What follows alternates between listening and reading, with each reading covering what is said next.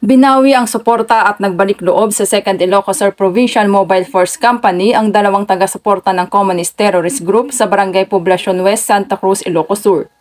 Kinilala ng himpilan ang nagbalik loob na sina alias Enzo, 75 taong gulang at alias Fred, 55 taong gulang, parehong magsasaka at residente ng Santa Cruz, Ilocos Sur.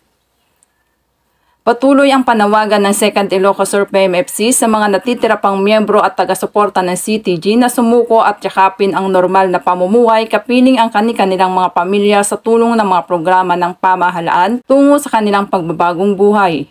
Patuloy po akong nananawagan sa ating mga mamamayan na patuloy na makisa at makipagtulungan upang labanan ang insurhensya at hikayatin ang iba pang miyembro at taga-suporta ng Communist Terrorist Group na magbalik loob sa ating pamahalaan at magbagong buhay kasama ang kanilang pamilya at patuloy na sumuporta sa ating gobyerno tungo sa bagong Pilipinas.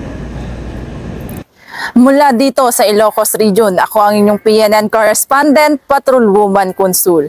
Alagad ng batas, taga-taguyod ng Balitang Pulis.